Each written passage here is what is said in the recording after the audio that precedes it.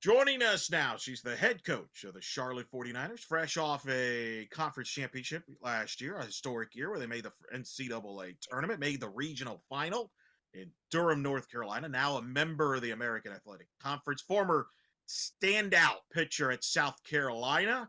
And I told her that because I watched her play. And I speak of her friend Ashley Chastain, who joins us here on In the Circle. How you doing? I'm great. How are you doing? It's pretty good. I mean, your coaching accomplishments are now outshining your playing career. I mean, are you okay with that? Oh yeah, it wouldn't take long to do that. You're super nice to say anything about my playing career, which to me feels like 2 decades ago, even though it's not quite that long, but you're super nice. But the coaching world is now, way more important to me than my own playing career ever was. I don't know. Don't say 2 decades. I called your game when you played in Orlando, and when we met in like many years ago in Oklahoma City, I'm like, wait a minute. I thought I called your game. So trust me, Yeah. it's a reality for me. But let's talk about first before we talk about this year's team. Let's talk about last year.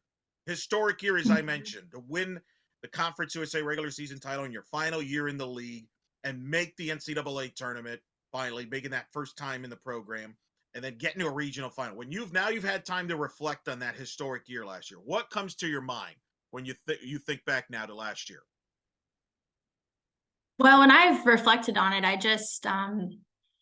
I'm super grateful for the journey. I think that's the one thing that I always center myself on is just, having such gratitude for everyone that was involved with that team. We set out last fall, the fall of 22, just with such a mission with that group, led by Bailey Vanoy, our new transfer, Cass Krupet, Lexi Wagner, Anna Devereaux, just a group of seniors that had changed the program with me over the past couple years, and just really set out on a mission to make the NCAA postseason for the first time. And I just felt like all year, week to week, no matter what segment of the year we were in, practice, season, they were just so focused on that mission, and they never wavered from anything it took to getting there, and they led us so beautifully and performed obviously at an elite level on the field against some really great competition all year. And so I'm really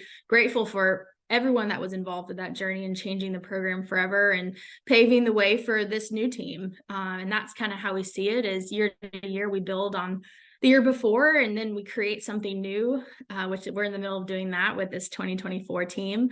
But it was just really fun. It was a fun ride. Everyone was so gracious along the way, and it was a lot of hard work that paid off, and I couldn't be happier reflecting on it for our staff. Jody Davidson, who's been with me every year I've been with at Charlotte. Taylor Wyke, who has since moved on to Duke, but was with us with the 2023 team. She was with me for 4 years and a dear friend and colleague of mine. And I just couldn't have been happier for those guys that they just saw all their work come to fruition. And we accomplished what we set out to do, is to make the postseason. Take me through selection night. Obviously you were eliminated in the CUSA tournament, which was a wild tournament that Middle Tennessee ended up winning. Congrats to them on that. But that puts you on the, quote, bubble. Uncertainty, especially what you went through the year before, where you didn't get in, even though your RPI was in the low 30s. Here you are in a similar situation. What's in your mind? Are you confident, optimistic? Are you nervous? Give me the mindset that night. Well, you're so right. We kind of had a sour taste in our mouth from the 2022 year. And we had set, just as a staff, down with our team sheet from that year and then our current team sheet after the conference tournament. And we're just comparing, and internally, we felt better about our body of work in the 23 season than we did in the 22 season. We really faltered at the beginning of conference play in 2022. That I think really essentially was the reason that we were held out with the RPI that we had. But we sat in that selection room in 2022. We did not get our name called, and it was a terrible experience. But I don't think that if we had gone through that experience in 22, that we would have been prepared for 2023. I think it was just a part of the story and the journey of the program. And so we felt good about our team sheet. We felt confident, but you never know. And so I would say it was a mix of all emotions. I mean, we were so excited for selection show. You know, we were a little disappointed with underperforming at the conference tournament. You know, we were a little nervous and on edge about not quite knowing where we would fall with the selection committee. So it was every emotion possible for everyone involved, including the girls, including the team. We ended up having an internal selection show watch party, and just when our name was called as a 2 seed going to Duke, everyone just burst into tears. It was tears of relief. It was tears of excitement. It was the best feeling I've ever been a part of. It was so fantastic. And so it was all emotions. And then just when our name got put up on the screen, the next few minutes for me is just such a blur, because the whole room, you know, exploded, and we went nuts together and cried a lot. And then, you know, it wore off, and then our eyes were kind of set on, okay, let's prepare for the next few days logistically and, you know, practice and all that kind of thing. So we kind of got right back into that mode of, okay, let's get ready to go to Durham. But it was wonderful, and it'll be something that I never forget as a coach. And then also, I think that group of ladies that were on that team in 2023, it'll just be something that I think brings them together, you know, for the rest of their life. In retrospect, does not making the 2022 tournament, did that help kind of the players that came back in 23 accomplish what they did, and specifically winning the conference title? Because really the non-conference resume was similar. You had marquee wins both years, but the difference was the conference. You took care of business in the regular season, in the conference, won the league, whereas in 22 you had some a tough road. You were kind of middle of the pack in the conference tournament. Was that maybe a self-motivator in the long run? Not that you want to go through that, you rather make them both years, but maybe that was the thing that the certain, you know, the chip on that shoulder, if the cliche says, that players needed.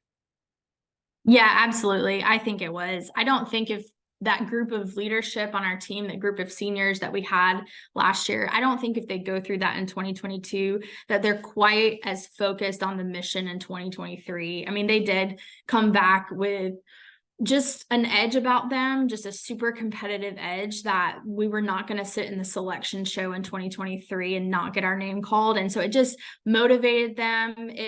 It drove them deeply to work hard and to bring the team together and, you know, figure out how to go through every type of adversity. It drove us all year. It was the driving factor behind everything that we did. And you could feel it at practice all the time. You could feel it in team meetings. You could feel it all the time. And it was led by that group of seniors that, you know, just wanted to end their career with going to postseason and then taking the program to that place because, you know, they were so talented in so many ways, and they've changed the program forever. And, you know, I think they wanted to put that stamp on the program, like lead the legacy that we were the group, you know, that went to the NCAA postseason for the first time. So yes, I absolutely think if they hadn't gone through the 2022 heartbreak, we will call it, it was heartbreaking, then yeah, we wouldn't have really been on such a mission in 2023. Describe that Durham regional. You get to that regional final before you and really gave Duke all they can handle. There was a tight game. Duke pulled it out, won the regional. What was the experience like in Durham? It was fantastic. It was a lot of fun. You know, the couple days before the regional is just a blur from selection show to getting up to Durham. It's only a 2-hour drive for us. And so it was pretty low stress when it comes to travel. And we get up to Durham and we have great practice. And, you know, we just enjoyed the time together. We just really tried to soak it up and prepared the kids. And, you know, Duke was really familiar for us. You know, we play them a lot. We played them in the fall. We played them a few weeks ago. We play them in the spring every year. So we had a lot of familiarity with their team. And also with Campbell, you know, Campbell is also a program that we've played several times over the past few seasons. They're in our state. So we had a lot of information on both opponents. You know, George Mason, not so much, but we felt prepared going in it. So we just kind of went back into the files, went back into the data, and just kind of refreshed everything, and, went to work there in the hotel for a couple of days in preparation to play them. But, I think our kids were really confident going into it. I would use that word. Just, they had kind of a been there, done that attitude about them, even though it was the first time that we were walking into a regional, but they didn't act like it, not for 1 second. They just kind of had that very confident, been there, done that aura about them as soon as we got into Durham, and it was a tough weekend. I think at that point in the program, we were relying on Sam Gress heavily to pitch most of the innings for us. And fatigue is real and stress is real on the body. And Sam gave us her heart and her soul, and she pitched really, really well the last couple weeks. We just didn't quite have enough depth behind her to be able to make it out. I'm a pitching person, as you know, so pitching is always going to be one for me. We just didn't quite have the depth that we needed to be successful against Duke there at the end. And credit to Duke, they were a really tough opponent last year, had a ton of speed, had great pitching themselves. And so it was down to the wire there until the end. If you recall that game on Sunday, the final, it was probably the most exciting game we played all year, which is exactly what you want. You want to play those kind of games at the very end when it matters the most. So I was really proud of the group for the way they approached the whole regional, and it just something, again, like that whole weekend, that whole experience with that group will be something that I just cherish and will never forget. What did you learn about yourself really over the last couple of years as a head coach? Because we've talked before when you've come on in the past, when you took over this program, your first year ends in COVID and pandemic. So you didn't get a full season. So as a result, you can't recruit in person throughout that first year or two there. So it was a daunting task, but you like the potential of the program. And now the last 2 years, you have that disappointment of not making the NCAA and having to tell your players about not making it, and the emotions that comes with that. With a year later, making it in, and the emotions that comes with that, and then making the regional. What have you learned about yourself going through all that? That's a loaded question. We probably could talk about that for an hour. I've learned so much. I reflect on myself, like since 2019. I was an assistant coach, pitching coach at Ole Miss, coming off of really successful seasons. Came to Charlotte for the first time off of a super regional in Tucson, and just loving the journey as an assistant, and knowing deep down that I wanted to be a head coach one day, and then feeling like my heart was being called to Charlotte, and feeling like this was a place that we could really build into a competitive program, a competitive environment, a place that people would want to be. And so I think now we're 5 teams later, we're in the middle of, working with this 5th team preparing for the 24 season. And that could not be more true. And then it was a dream. Then it was kind of just a vision.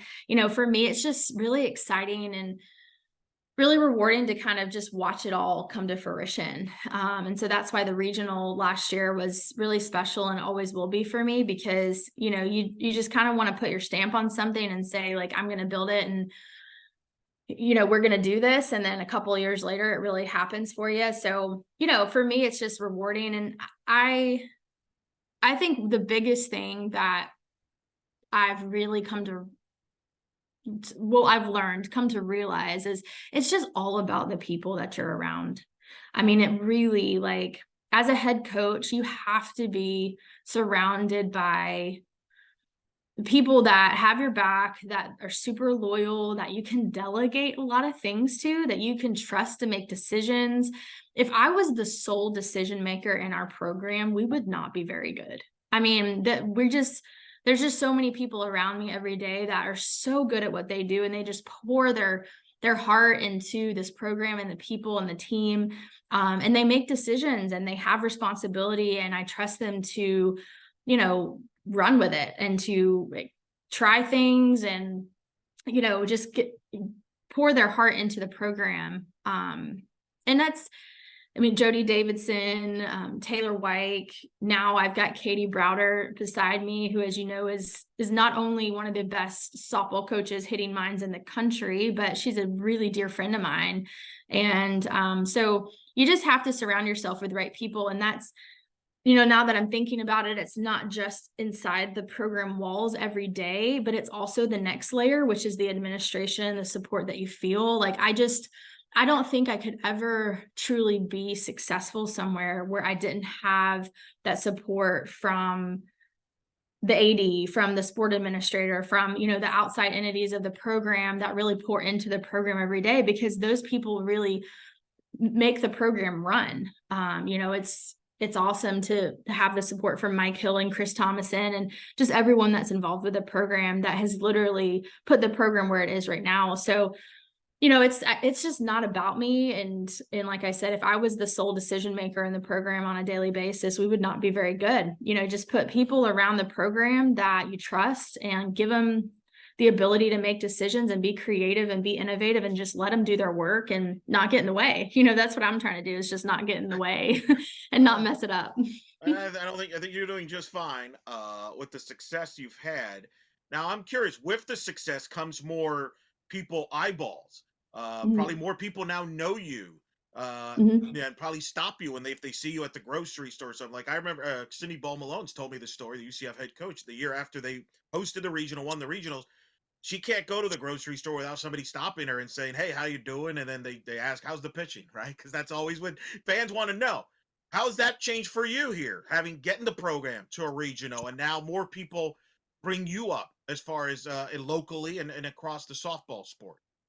Yeah, it's changed a lot, to be honest with you. Walking into a program in 2019 that just people didn't know a lot about it, and we didn't have a ton of interest into the program. And so that's completely done a 180 in the last 4 years.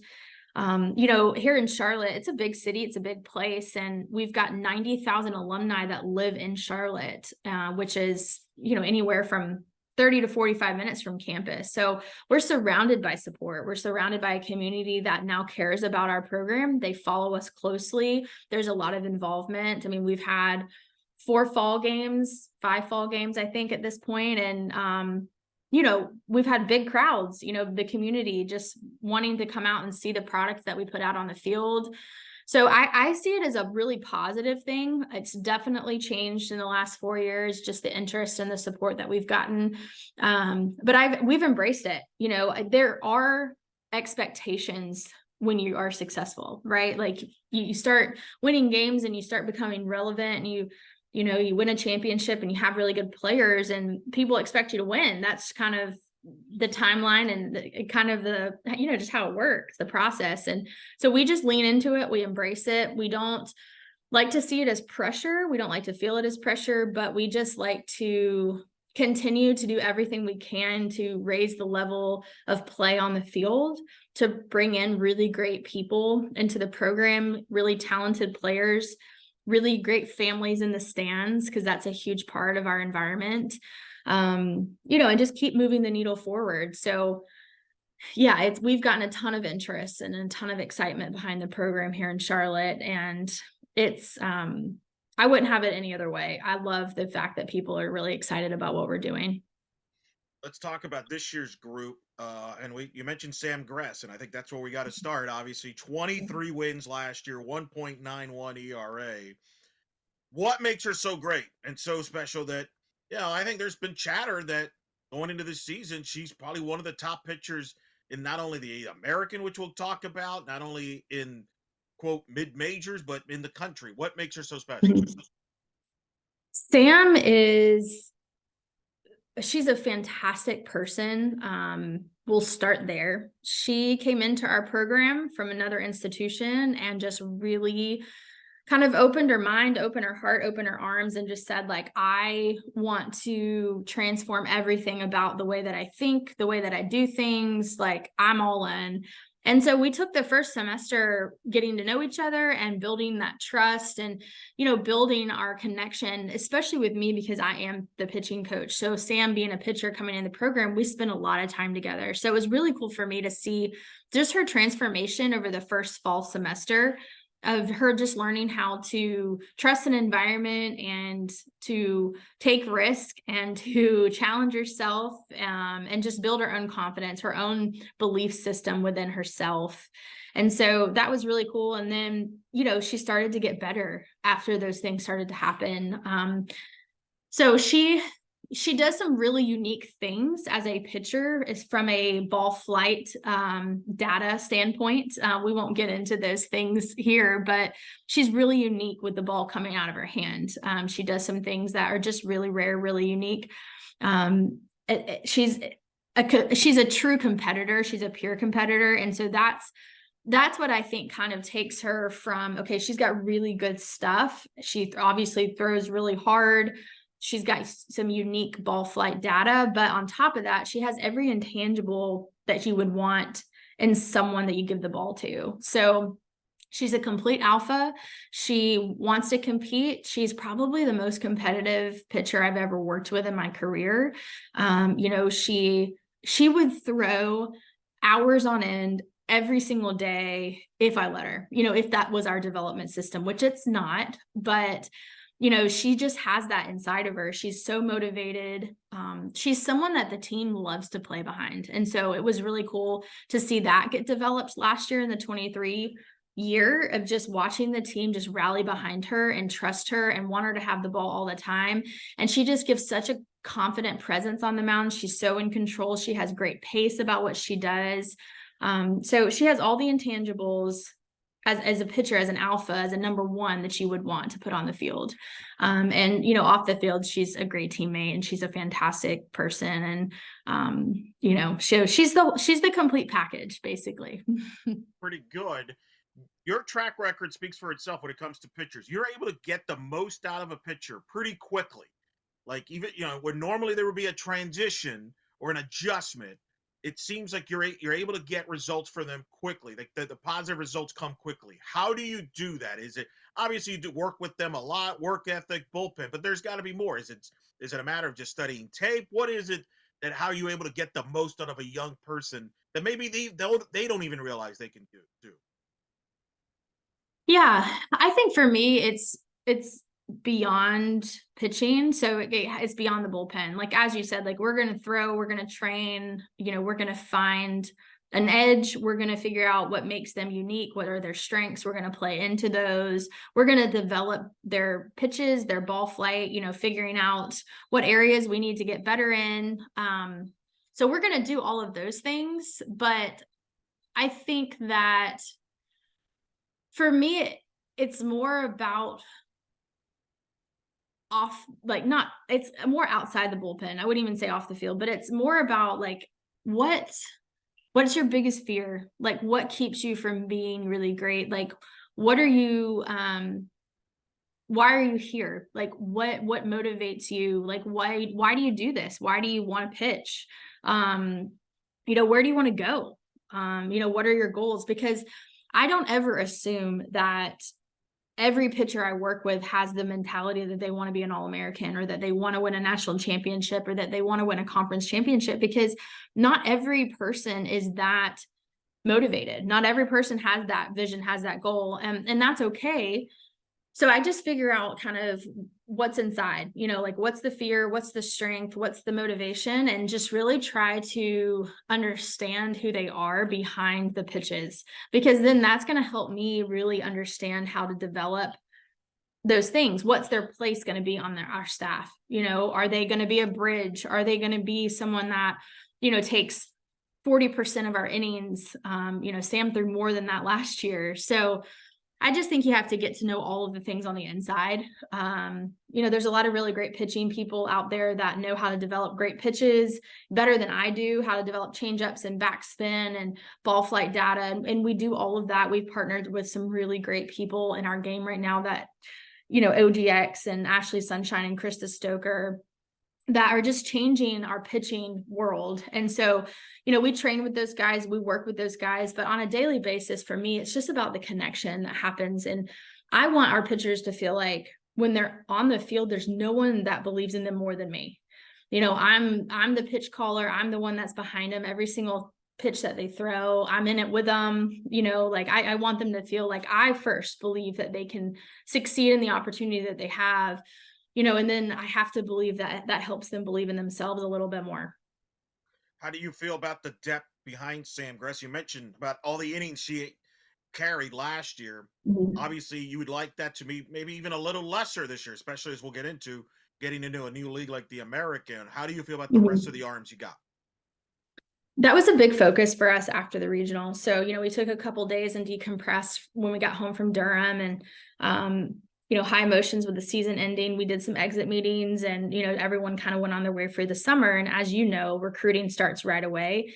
To be honest, transfer recruiting had already started. We had already been talking to some transfers through the regional, and just, that whole process starts really early now. And so we were prepared, and we went to work right away on, okay, what areas are we going to focus on getting better? Pitching depth is 100% one of them. We kind of had two focuses.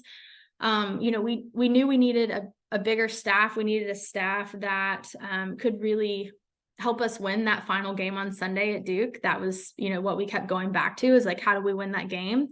We need more pitching. And then, we needed some more speed. So that was another focus of ours, which is another conversation. But yeah, so we went right to work. And I feel, and this is actually something that Sam Gress and I have talked a lot about this fall. Excuse me. We've talked a lot about this fall of just making her better, because I think that's a very real thing for an ace that threw as much as she did for us last year. She comes back this year and says, okay, like, how am I going to have an edge this year? Everyone knows who I am now. I'm going to be super scouted. They have so much film. So, we've had to do a lot of work with in our staff with her, of figuring out, okay, what does this year look like for you? And then we've had a lot of conversation about, we've got some really great talent behind her now. And I think that she's gained a lot of confidence, and, we're going to spread the innings out. We're going to, percentage wise, it's going to look completely different than it did this past year. And I think that's where the game is going. I think that you have to staff it, and you have to plan. You have to plan it out. You have to play to the matchup. And so just even in the last 5 to 10 years, that's a huge transition in pitching. The whole one person can throw all the time is just not where our game is going. And it's not how the teams that stand alone at the end, it's not how they operate. So we worked hard to put together a staff that really complements each other, that bring different things to the table. And now we've worked for 2 months of, bringing that together. And now that they're on campus, making that cohesive and figuring out the impact that everyone is going to have. So I think that's provided Sam a lot of confidence, and, she's really excited to be a part of our staff. And, we've got some really great talent behind her that you're going to see pitch a lot for us this year. Yeah, I would, with one of them. I mean, Leah Powell, Mhm. South Carolina Gamecock. I mean, Yeah. that's a good connection there. But what does it mean to have somebody like that who has pitched, has experience, and has pitched in big games? That's got to be a big plus. Plus, because you also have some young new faces in that circle that I know you're excited Mhm. about, that part of that freshman class. Yeah. Leah is awesome. I've really enjoyed getting to know her over the past few months. I feel like I've known Leah, who she is, for a really long time, because even back in her recruiting days in high school, when she played for the Georgia Impact, I was at Michigan State at that time, kind of transitioning to Ole Miss as an assistant. And she pitched on that team that was really competitive. It was the Georgia Impact Newland at the time. So I've seen Leah a lot as a young person, and then watched her career at South Carolina. We play them a lot, very familiar with her. And obviously, being alumni, I follow closely with what they're doing. But I was really excited when Leah went into the portal, because I think she has a ton of experience. Like, she knows what it's like to pitch at a really high level. And as far as ball flight data, like, she's really good. She's got really, really great stuff. And so I think for me, the approach with Leah is we're not going to be changing a ton of what she does. She is who she is when she steps on the rubber and delivers pitches. She's got great tools. She can get people out at a really high level.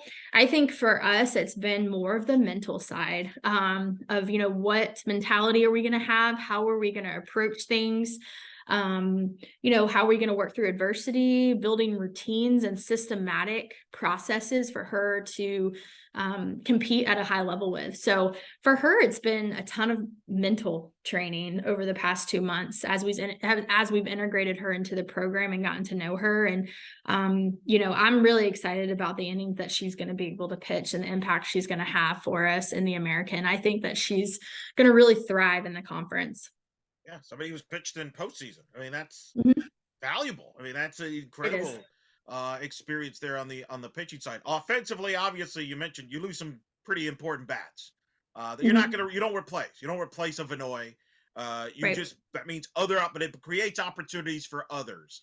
So tell us a little bit about that from an offensive standpoint. Who are some of the players now that maybe were under the radar? Let's start with the returners. Some of the under the radar players that maybe gets now that opportunity to make up for some of the production that you've lost.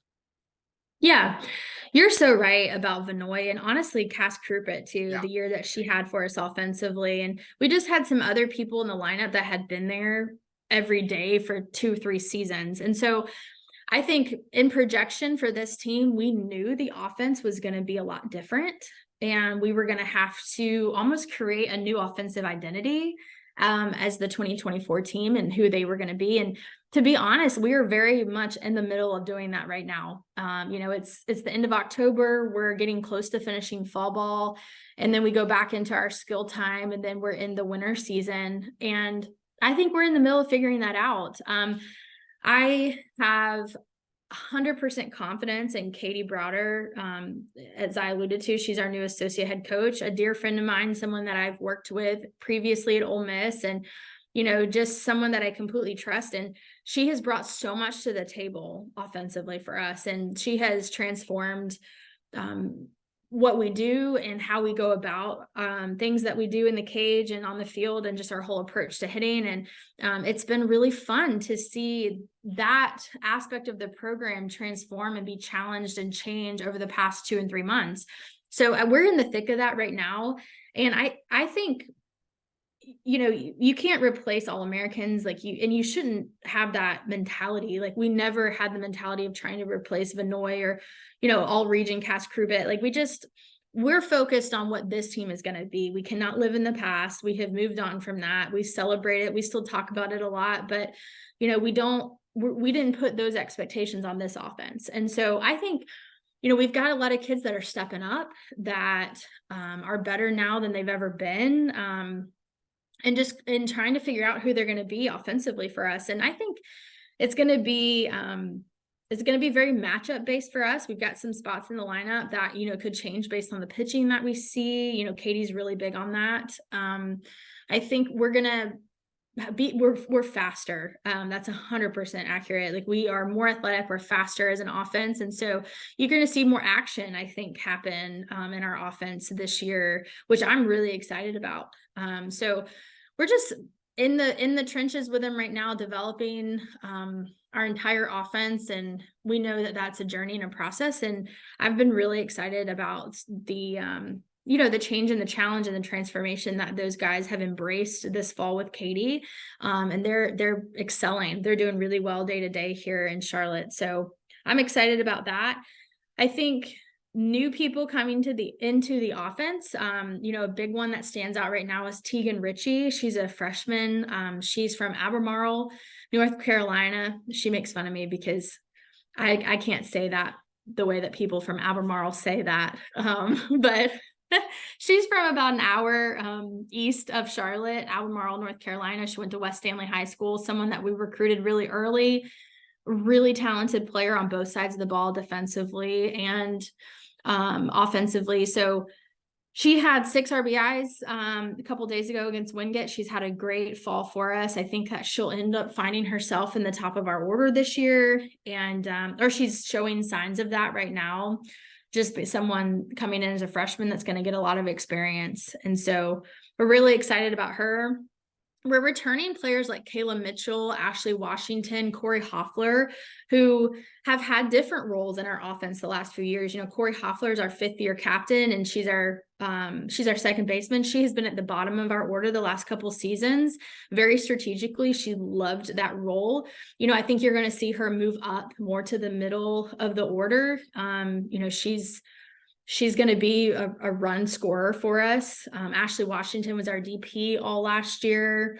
You know, I think that you'll see her as an offensive player again. She loves being at the top of our order. And then another one that comes to mind that you didn't see a ton of last year, just in spurts, that has a ton of power, is Ari Rhodey. You know, she's from Rhode Island Thunder girl, state champion in ice hockey, super tough, super cool. You know, she's been training at first base for us. We planned for her to take over that job from Cass Krupit when she was done playing. And, you know, Ari's got a ton of power. You know, it's going to play, and we're really excited about the number of at-bats that she's going to be able to have this year, because we just weren't able to give her those at-bats last year. And so I think you're going to see her kind of break out on the scenes with the number of at-bats that she's going to have. So, I mean, the pieces are there. I think we're just in the middle of figuring out how they all fit. You know, that's our job, is to kind of put the best puzzle together that we can. And, you know, that's what our staff is doing right now. So you mentioned Katie obviously coming on board, Taylor going to Duke. Mm-hmm. Take me through that kind of period of time there, because you lose a great coach to Duke. Obviously, great opportunity for her.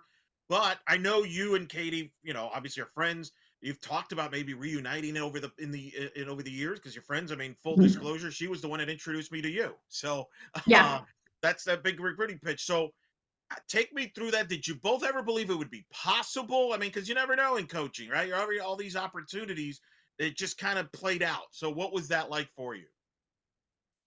It was a dream come true for me. You know, going back to in June when Taylor went to Duke, you know, that was obviously really emotional and really tough for all of us, and not in a negative way. We wish Taylor the best, and, you know, obviously want to see her have a stellar coaching career. She's got the brightest future ahead of her. And like I said, like, she came on board with me in 2019. She was the volunteer at South Carolina, and Bev was like, hey, you need an offensive person. You know, you're pitching, you know, take a chance on Taylor. She's going to have all the things that you're looking for. And that could not have been truer. I mean, it was an awesome ride, an awesome journey. And, you know, it was all really tough emotionally for us when Taylor, you know, thought that it was the right decision for her to move on. And we respect that. And, you know, so I think we, you know, Jody and I and everybody else on staff, when Taylor decided she was going to Duke, and we just took a few days and just kind of like went to the drawing board and kind of just really talked about what we wanted to bring into the program. You know, we just really took some time. Jody and I were out recruiting when Taylor decided to go to Duke. So we were, you know, we were in the same place, and we just kind of like brainstormed and just kind of started throwing names out there. And, you know, I think we obviously were going to be super picky, because our staff dynamic has been so great over the last few years. And, you know, that's just, you do life with these people. We spend so much time together, and you just want it to be someone that you want to be around and you know is going to be really great for the team. And so, as you can imagine, that was a laundry list of qualities. Like, I mean, I looked at that list, and I think at one point I'd said to Jody, I was like, I don't know if this person exists, you know, like this laundry list of things that we were looking for, these qualities. So, you know, Katie was my number one choice. I mean, we've always dreamed of coaching together again. You know, we're much older now than we were when we first started coaching together back at Ole Miss, and we're just in a different phase of life. And it's been really fun for us to be such good friends from afar, and, you know, be able to support each other and follow each other through that. But, you know, I just called her and I kind of laid out the opportunity. And I think that we were everything that Katie was looking for as well. I think that just in this chapter of her life, everything that her and her family was searching for, I just think for her, it was like, this makes a lot of sense. Like, I get to go be with my people. I think that she was like, I get to go continue to build what we're building, because we're still very much in the middle of that, kind of make her own mark and leave her own stamp on this program.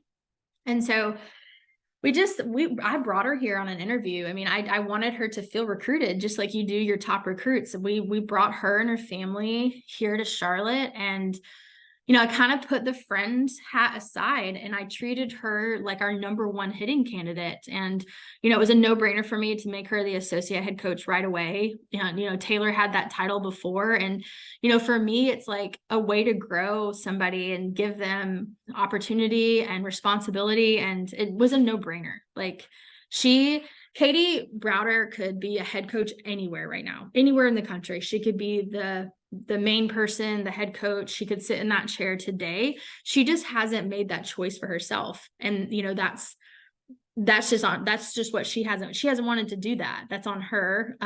But she could run any program in the country that she wanted to. So the title, it made a lot of sense. And so we brought her here and we recruited her for a couple of days and showed her Charlotte. She'd been here a couple of times just visiting, but we really got into more of the weeds of the program and the athletic department and everything that we have going on here. Super exciting going into the American Conference. And, I think she left just re-energized and really decided that this is what she wanted for this chapter of her life. Katie's from this area. Her sister lives in Columbia, and, she's an hour away from her. And her parents live in Savannah. She's from Savannah. Her parents actually live now in Hilton Head. And, that's 3 hours away from us. And so she was just like, wow, like this is an opportunity for me to be with my people, to coach with my people, to continue to build this program into championships and postseason. And I'm closer to my family. And so for her, it was kind of all of that put together. I put her on a Zoom call with several of our players when she came on her interview, because they were all over the place for the summer. They weren't here. And I think she told me later in reflecting on the decision that was a huge factor for her, just being able to listen to our players' vision and what they wanted to do this year with this 2024 team, and just they felt like she was their person. And so they were my best recruiters at the end of the day. That's pretty good strategy there. Plus also bringing her to Charlotte, North Carolina. Let's highlight Charlotte, North Carolina. Not a bad place to be, showcasing people, right. Recruiting. Mm-hmm. But I remember, because I had her on the podcast in 2018 on site at Oklahoma City. And I mentioned that's where she introduced you. But, I remember in the interview, she highlighted you. She said that you were going to do big things. At the time you were at Ole Miss and everything. She turned out to be a prophet, because the next year is the year you got to the Super Regional. So she thought highly of you as a coach, because look, both of you have friends all over the place. Mm-hmm. So it's not just, hey, that's my buddy I want to go to. She has a ton of respect for you, which has to mean a lot to you as well. It does. It does. And I have that kind of respect for her too. I mean, when I genuinely say there is no one better in the country at hitting, just developing a hitter, developing the mindset. That's Katie. I mean, she is a life learner. She is constantly on the forefront of anything in that world. And she brings all of that life into our program. And so we can recruit anyone in the country because of the resources that we have. We can recruit anyone in the country because they're going to walk into our program and be developed by the best coaches. And Katie's leading that charge. So I have so much respect for her. She's been so successful. I mean, she's been to multiple College World Series as a player back in the day, with Georgia and Lou at Georgia, and then now as a coach. And so there was no one else that had her experience and just her knowledge, and she honestly she is such a high standard for our environment. I mean, she holds me accountable on just making sure everything we do is just so top notch. So there's not one detail, one thing that goes uncoached, unnoticed. There's just no detail too small for her. And that's honestly what makes her such a good coach. And I just respect how much she just grows and learns. I mean, she's constantly bringing the forefront of anything in the game to our program. I'm curious, how much does she ask you about some of the players? as she gets to learn them and they get to learn her. But at the same time, how much of it does she not want to know because she wants to find out for herself with each player what they can do? How is that balancing act? Yeah, that's a great point. And actually one that we were really intentional about. So Katie moved to Charlotte in August, and we started with the team at the end of August when school started. And so she moved here and had a couple weeks just to kind of get her feet underneath her and, look for a place to live and kind of get to know campus and get to know the area. And then the team showed up and we had our first team meeting, and honestly, she moved everyone to tears in our first team meeting. I mean, she is just so motivational and she's so inspiring, and she was so authentic with them, that first time that she addressed them, late August when school started.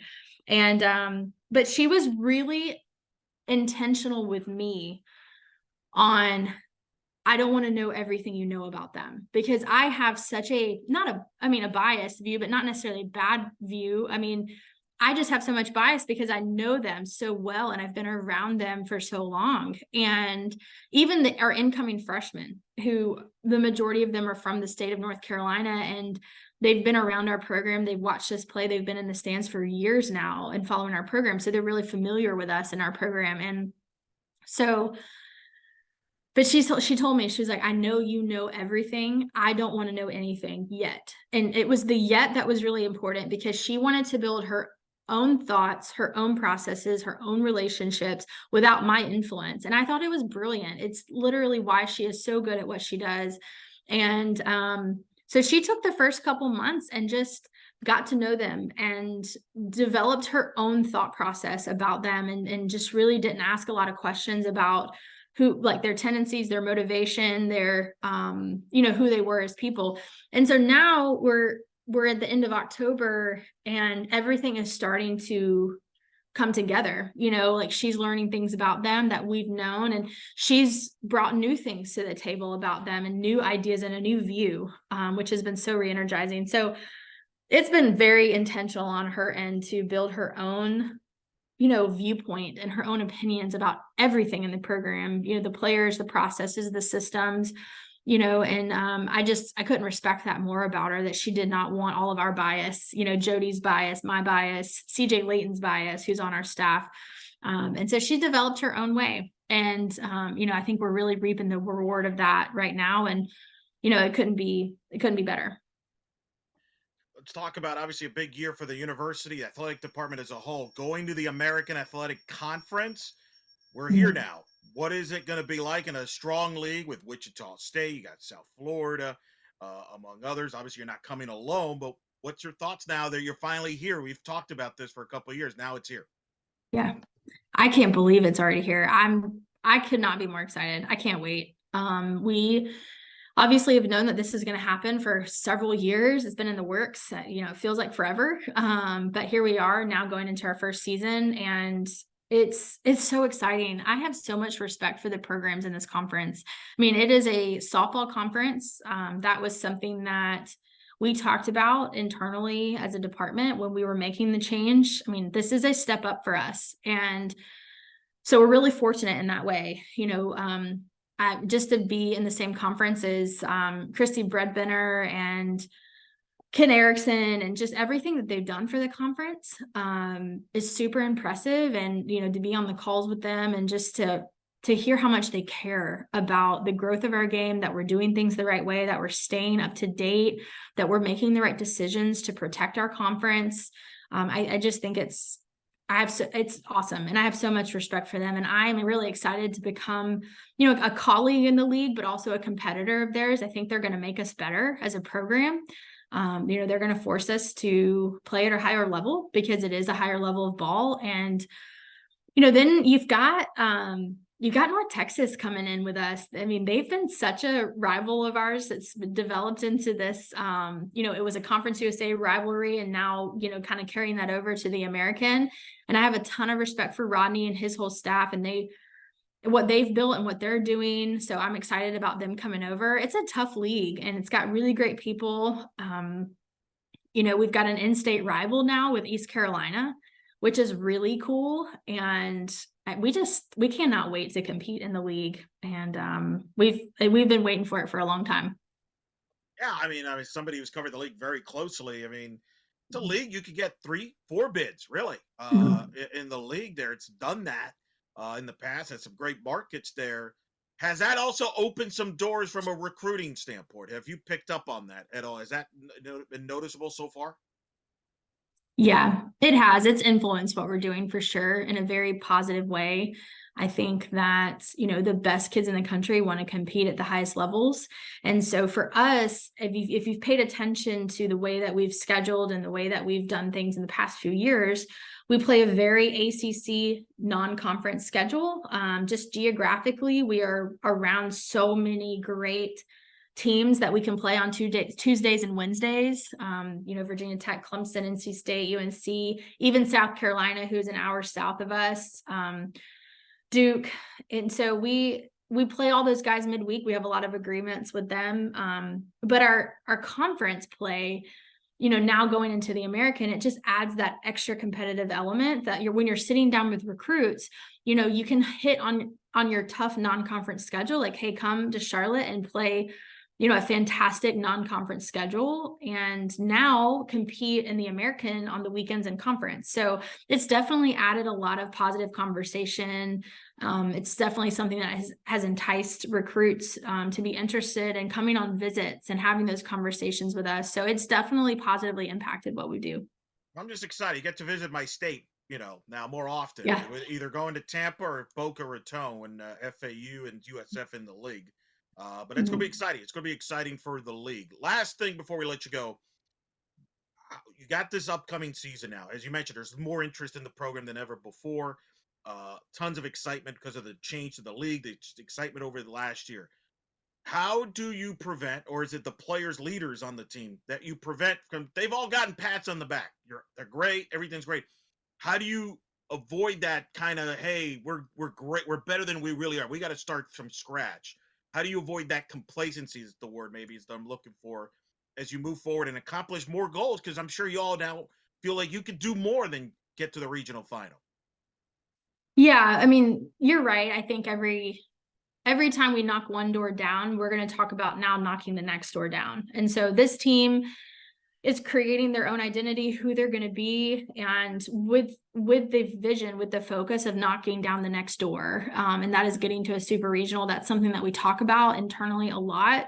It motivates us. It's something that we don't try to hide that thought process from our team and our players. It's something that we really kind of tackle head on. And I just think with success and with winning and with players, you have to manage kind of their pressure that they feel and the expectation that they have and that others have for them. So I think that you kind of have to protect them a little bit from things as far as not worrying so much about the end.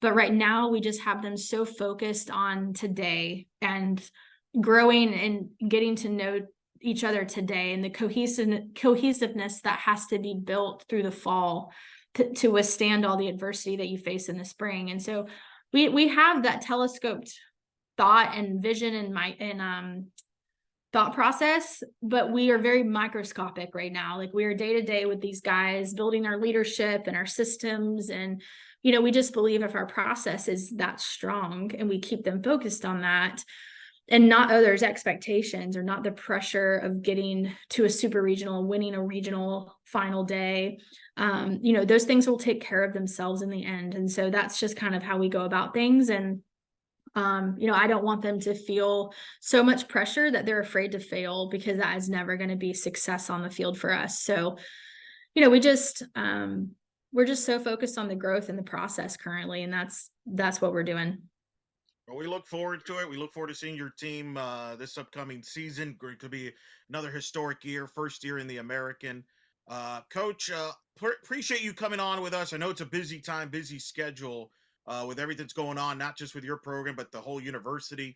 But congrats on the success last year. We look forward to seeing your more success moving forward. But always, thanks for being kind to us and talking to us. Always a pleasure. Enjoy talking to you.